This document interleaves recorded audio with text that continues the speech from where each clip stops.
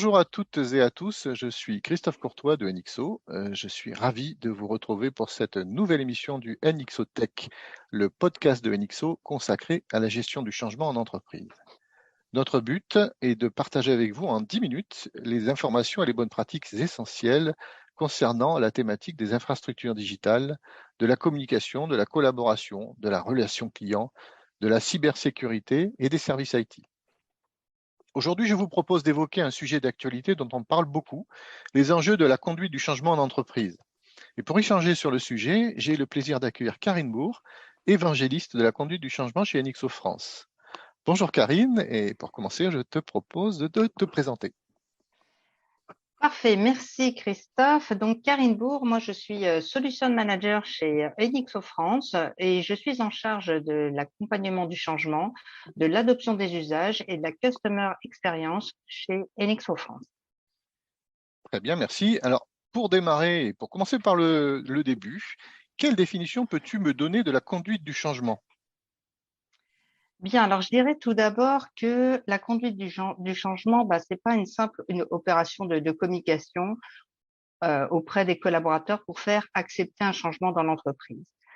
Elle permet, cette conduite du changement, de faciliter la transition et de manière à améliorer, en fin de compte, le contexte de l'évolution d'un projet dans l'entreprise et pour que les collaborateurs puissent accepter les transformations dans l'entreprise.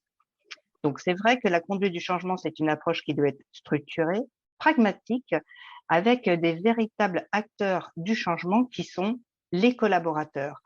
Également, la partie des managers que nous impliquons évidemment dans ce plan de transformation. Alors, je peux dire qu'aujourd'hui, moi, je constate que ce ne sont pas les organisations qui changent, mais c'est plutôt les individus. D'accord. Et selon toi, quels sont les enjeux de l'accompagnement au changement? Alors, je dirais qu'il y a 4 enjeux. Alors, je dirais que l'enjeu majeur, bien sûr, c'est de mettre en place dans l'entreprise un nouveau projet avec le moins de friction possible auprès des personnes qui vont utiliser cette nouvelle solution.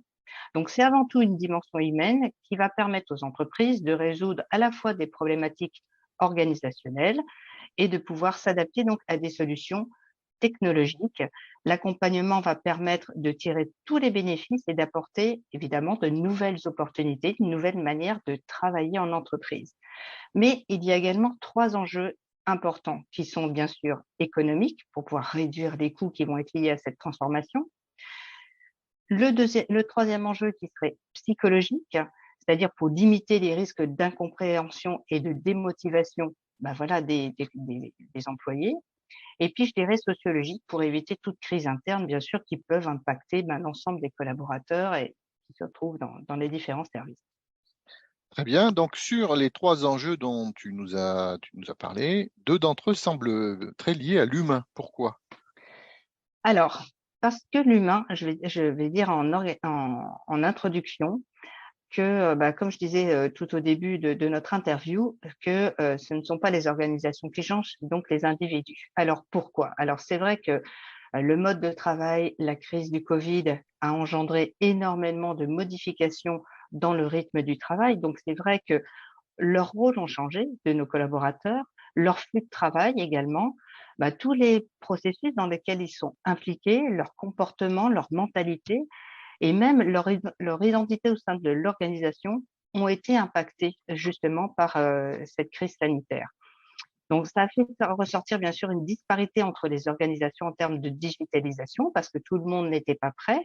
Et puis, le choc du confinement et puis la mise au télétravail, voilà, a été vécu de façon un petit peu différente d'une entreprise à l'autre. Certes, on a fait un bond de 5 ans en avant avec les nouvelles technologies qu'on a mis en place pour pouvoir continuer notre travail. Alors, pourquoi cette différence dans l'acceptation du télétravail entre les entreprises? Alors, je dirais qu'il y a 2 points. Le premier, ça va être évidemment le déploiement des outils à distance.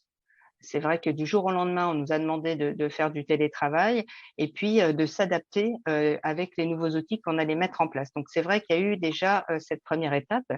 Et la deuxième étape, c'est également l'adoption. C'est comment mes utilisateurs, ils se sont retrouvés chez eux devant leur ordinateur à utiliser des technologies dont ils n'avaient pas l'habitude d'utiliser. Donc, c'est vrai que l'adoption a été un petit peu mis de côté et tout le monde s'est retrouvé un petit peu autonome face à cette nouvelle technologie qu'on leur a mis à disposition pour pouvoir continuer leur activité. Et donc voilà, donc c'est essentiellement cette partie de volet humain qui est important. Alors maintenant, plus concrètement, comment Enixo accompagne ses clients? Alors, tout d'abord, nous avons une force chez Nixo, c'est que nous avons des consultants qui sont complètement dédiés à l'accompagnement au changement.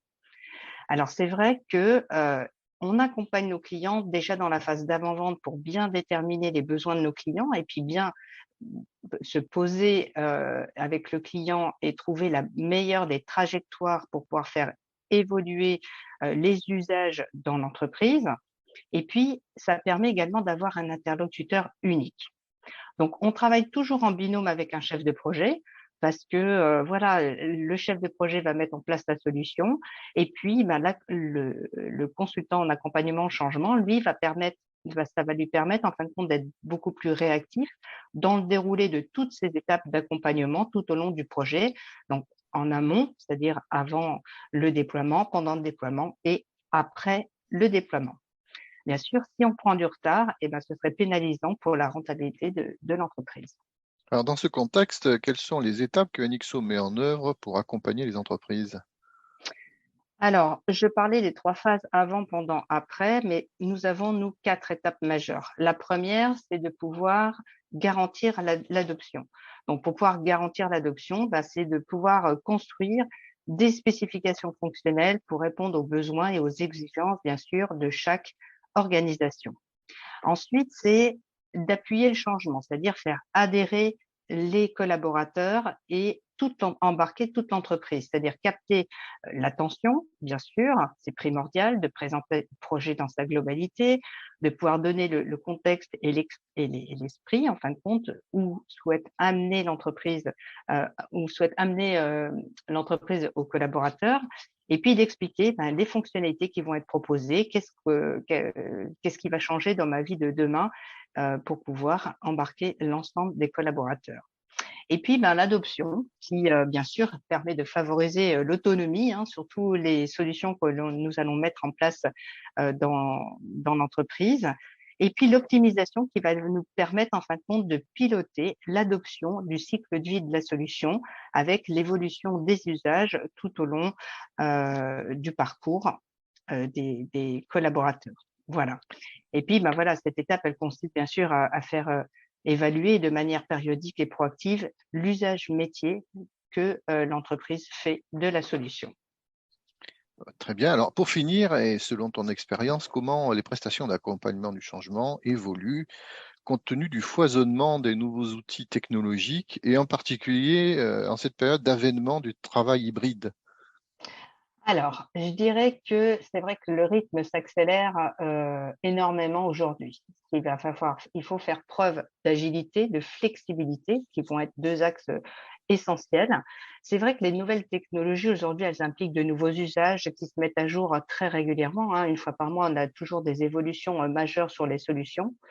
Et voilà, se mettre à jour est devenu quelque chose de fondamental pour rester compétitif, à la fois dans les usages, dans les entreprises. Et donc, on a adapté notre partie d'accompagnement au changement dans la durée pour pouvoir diffuser une culture du changement qui soit permanent auprès des entreprises. Eh bien, Karine, merci. Bien, voilà qui conclut ce second épisode de NXOTech. Nous espérons que vous l'aurez trouvé intéressant et enrichissant. N'hésitez pas à liker et à commenter pour nous encourager et nous permettre de vous offrir toujours plus de contenu utile et pertinent. N'hésitez pas à nous proposer les sujets qui vous intéressent le plus. Je vous souhaite une bonne journée et je vous dis à bientôt pour un nouvel épisode de NXOTech, le podcast de NXO. Au revoir. Merci Christophe, au revoir.